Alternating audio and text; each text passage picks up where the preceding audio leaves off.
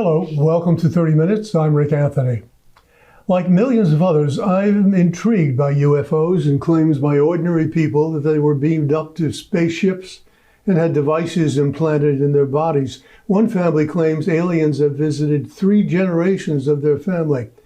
Until recently, I thought it was all fantasy. Now I'm not so sure. My guest today, Frank Anthony Chille Jr., is a veteran investigator of UFO phenomenon all over the United States. Frank has compiled a vast repository of accounts from some of the world's most credible UFO contactees who have had one-on-one experiences with cosmic visitors who, Frank says, look exactly like us. He believes that the world's religions will soon take the lead in disclosing the evidence-based revelations concerning the UFO phenomena. Welcome, Frank, to 30 Minutes. It's a pleasure to be here. I've been excited to have you here. Thank you. To ask a lot of stupid questions and hope you have bright answers. I'll tell you up front that although I'm really intrigued by this, we watch all the alien shows and so on, I'm a bit skeptical of some of the things that I know you said in front of other groups because I've watched some of the presentations you've made. Yes. It's fascinating. I mean, I've heard other presentations. I've never heard one like yours. So thank you. You're very kind. We'll see if we can get some converts here as a result of it. When did you become interested in the UFO phenomenon, and how long have you been at this? I've had an interest all my life in ancient civilizations, in religion, in phenomena regarding UFOs and contactees. It occurred after Roswell and into the 50s. And what really turned my life around was after I graduated high school. I happened to be driving down a major thoroughfare in New Jersey called Route 130, and I was drawn into a bookstore. And the bookstore, I was going up and down the aisles, and I stopped in front of the metaphysical book section, and a title stood out to me called From Outer Space, and it seemed to vibrate towards me, like it wanted me to pick it up. And I picked it up and I started reading it. It was about a contactee who lived in North Jersey who had an experience before World War II meeting visitors that looked like us in a wooded area, and he was told that he would meet them again when he grew up. And he went through the Second World War. He was in the Pacific, and he went through some really, really challenging situations.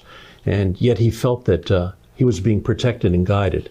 So after the war ended, he went back to New Jersey. He lived in Highbridge, New Jersey, and he became a sign painter. And one day, driving home from work, he was guided to go off-road into a field, and a craft came down, and he had a revisitation of beings that he had met when he was a young boy.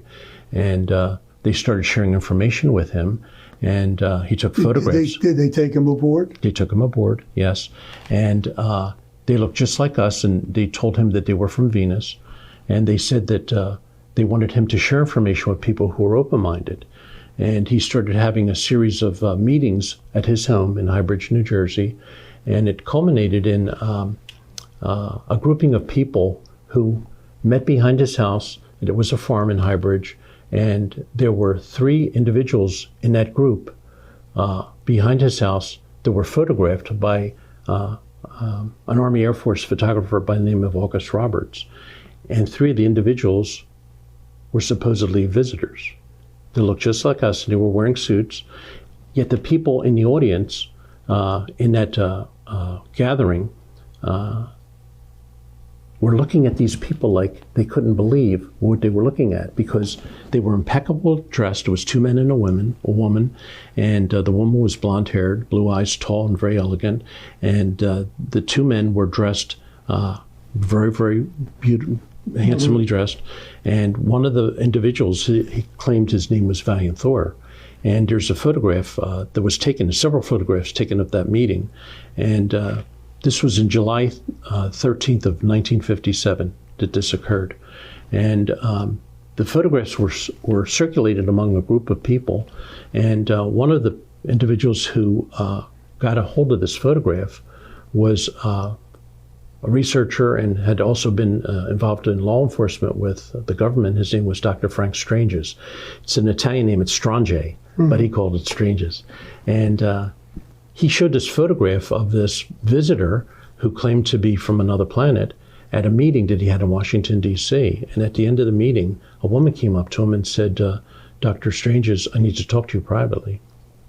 And he said, what do you mean? And she said, I need to talk to you privately. And she said, can we go to a private office? And they did.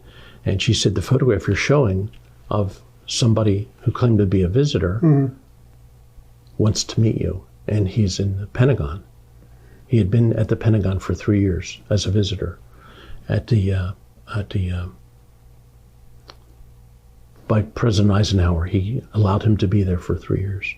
And they were hoping to learn the technology from him and how his craft worked and how his spacesuit could repel lasers. So it was known to the people in the Pentagon that he was a visitor? He introduced himself as a visitor. He landed his craft in outside of Washington, D.C., in Silver Springs, and 2 policemen saw the craft land. It was in a heavily wooded area, and he asked to be taken to Washington, that he would like to meet with the president.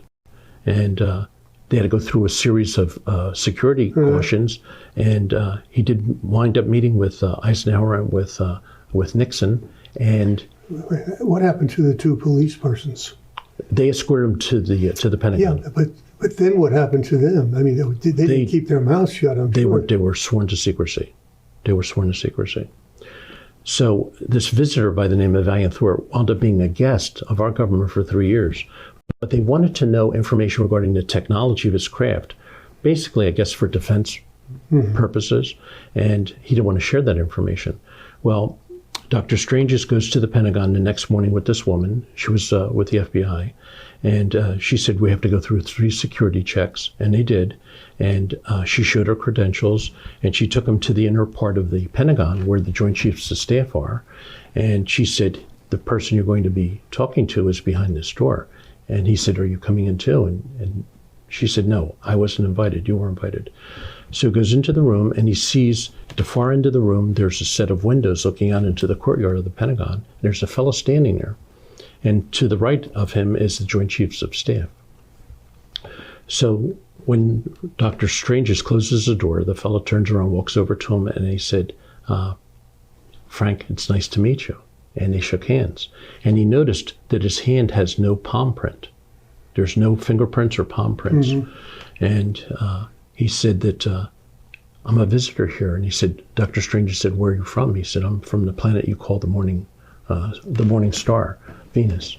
And he said that he had come here on a mission to help elevate consciousness and awareness on this planet, and that Earthlings are part of a confederation of planets, and they don't know it. And his purpose in being here was to raise that awareness and consciousness. So his meeting with Dr. Strange started a lifelong connection with this Dr. Strange's, and he would meet him at his office in Van Nuys, California, and he would be taken on board his craft. And we have a photograph of Victor 1. We could probably show the audience, that was allowed to be taken above Lake Mead, where Valiant Thor would bring his craft and leave it there, and then use a vehicle to come into Los Angeles. But anyway, he stayed at the Pentagon for 3 years, and they wanted him to reveal information that he wasn't willing to reveal. He was willing to reveal information how to overcome disease, how to overcome poverty, how to overcome age, and so that we would have a youthful and healthful, beneficial life. And they did not want that to be released. So during Eisenhower's administration, he actually had 4 meetings with visitors, 2 with the ones we call Greys. Eisenhower did? Eisenhower did, yes. 2 with the ones we call the Greys, the short aliens, and 2 with beings that look like us. And it's very interesting that years later, I happened to meet a Major George Filer, and we have photographs of him. He was an intel officer in the Air Force, and he would brief generals and colonels on a daily basis. And he had a very high security clearance, and he had his own experience seeing UFOs while he was in the service. Well, he would have to take communiques to the Pentagon to Curtis LeMay, who was in charge of the Air Force. And they used to kid him when he was bringing his communiques to the Pentagon. They would say, Major Filer, you may run into the spaceman who's down there. And he thought they were kidding him. He didn't know anything about a spaceman being at the Pentagon. And he said they would always kid him about that. And he said this one day he had to go to the Pentagon and he had some very important memos to bring to Curtis LeMay. So he was met at the entrance to the Pentagon by a colonel and walking to LeMay's office. And he happened to pass the cafeteria. And his colonel says to Major Filer, he said, the spaceman who's visiting here is in the cafeteria. And Major Filer said, well, let's go in there. He said, I'd like to meet him. He said, no. He said, what you're bringing to Curtis LeMay is very important. You have to go right to LeMay's office. Well, he said this colonel was a no-nonsense guy. He said he didn't joke about things like that. Major Filer didn't know anything about this story until years later when Dr. Stranges wrote this book called The Stranger at the Pentagon, which talked about Valiant Thor. And then it all started to make sense to him that the people kidding him that he may run into a spaceman there was actually Valiant Thor. And he said it was kept very, very quiet. And Major Filer has an incredible background himself. He was a contactee at a young age. At the age of 5, he was living in Indiana in a small town, and him and his friend, his name was John Fitzgerald, believe it or not, they were playing and they saw a flock of birds that started to do a swirling motion in the sky, and when it got down to the ground in the playground, it turned into a craft, a spacecraft. It was a flock of birds. It looked to be a flock of birds. Looked to be a flock of birds okay. Until it got to the ground. Yeah. Then it turned into a craft. And there was a ramp that came down, and a fella came out, and he invited both boys to go on board the craft. And when he went inside the craft, he said everything was like the color of aluminum. He said there were no sharp angles. He said everything was curved. He said the lighting was all indirect.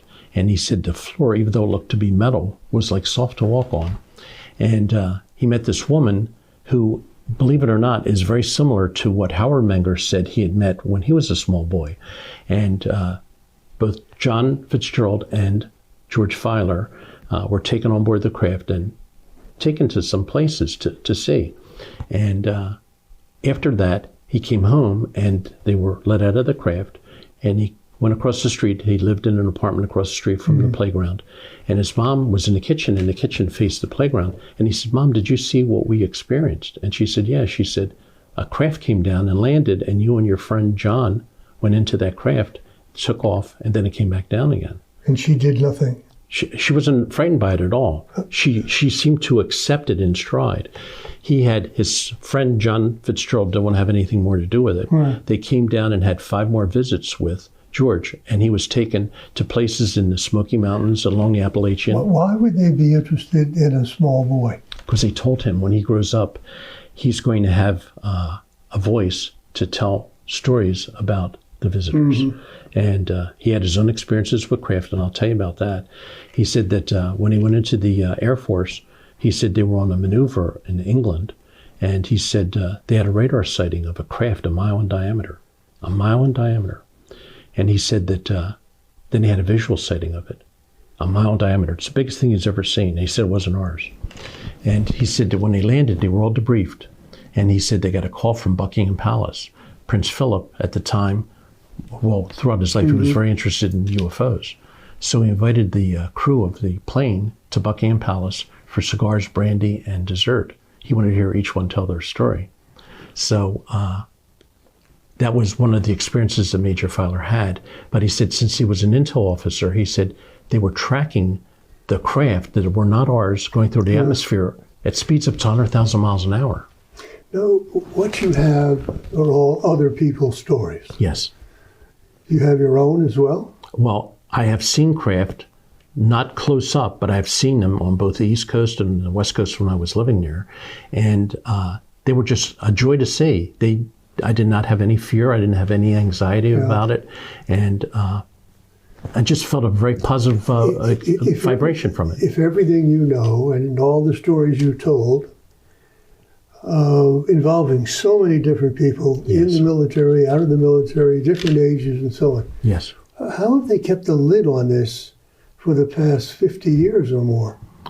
Because they feel that disclosure will create a change on this planet that certain forces didn't want to be changed.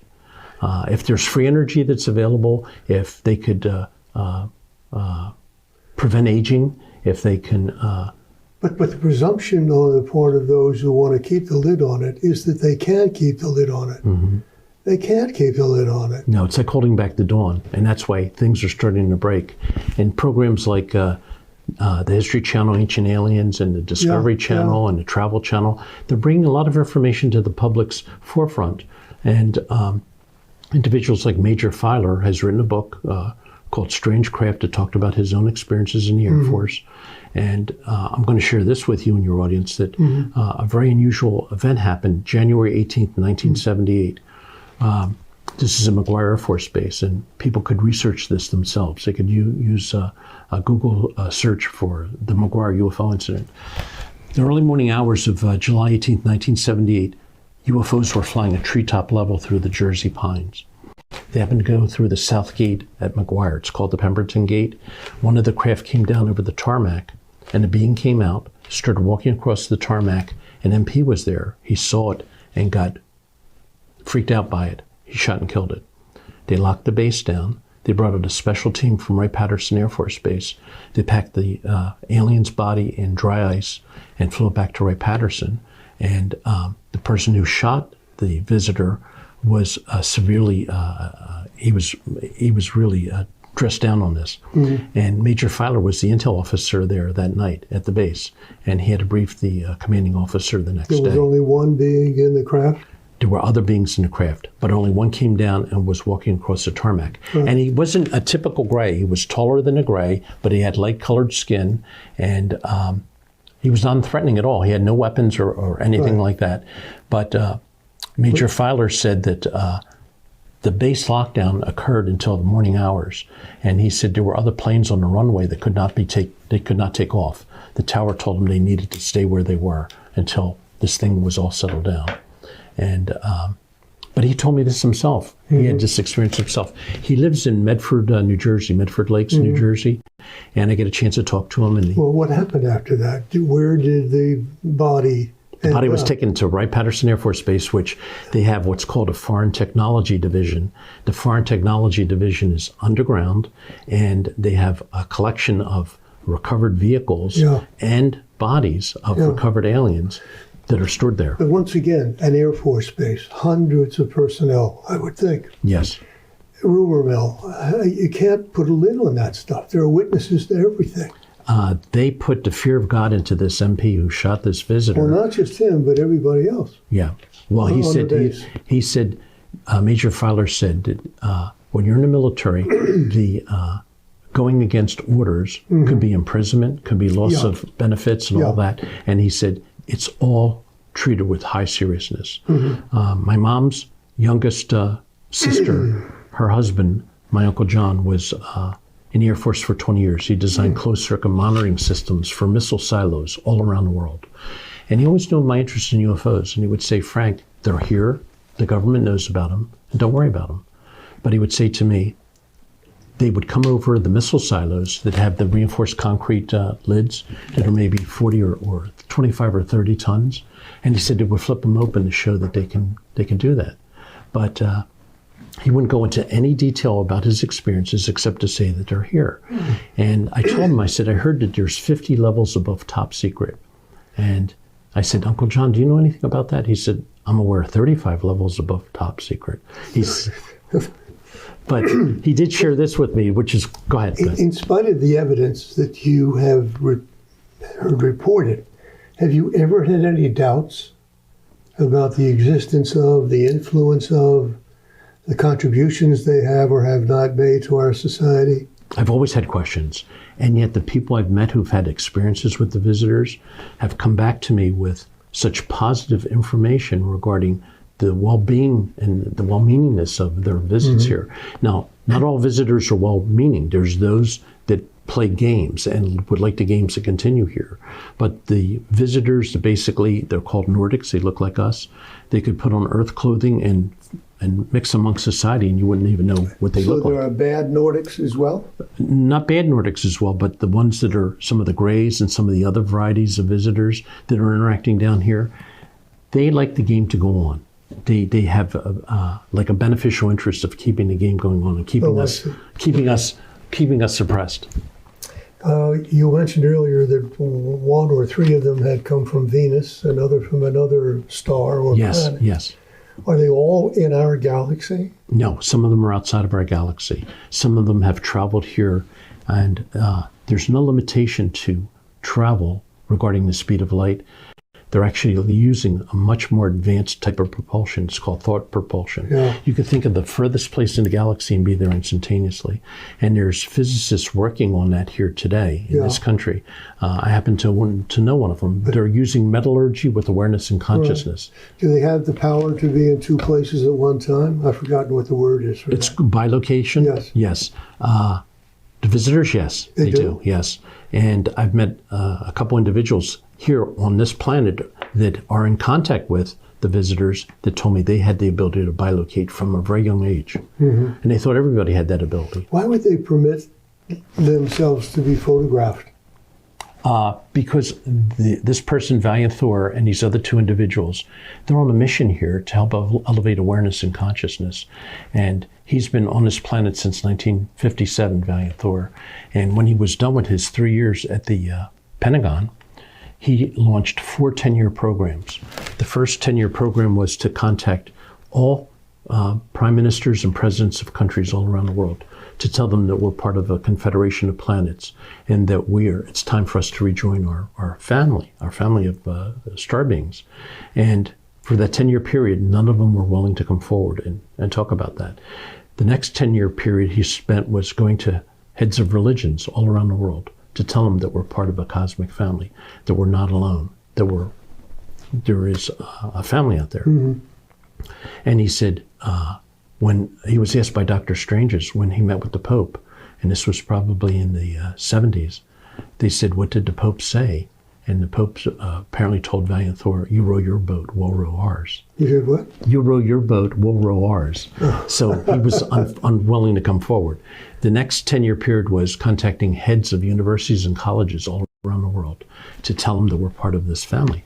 And none of them were willing to come forward. So the last 10-year program, which is extended beyond 10 years, was grassroots movements of talking to people, getting them familiar and aware that this is going on and that there is going to be a disclosure. And that's what's ongoing now. Again, to what end? You said a moment ago, they said we should return to.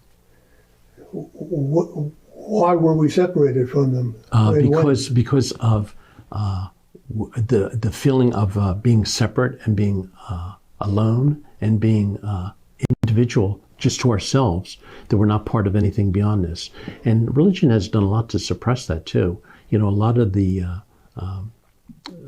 like astronomers, their inventions and their discoveries were suppressed. The church has done a lot to keep a lid on things. And that lid is finally going to be coming off. It really is.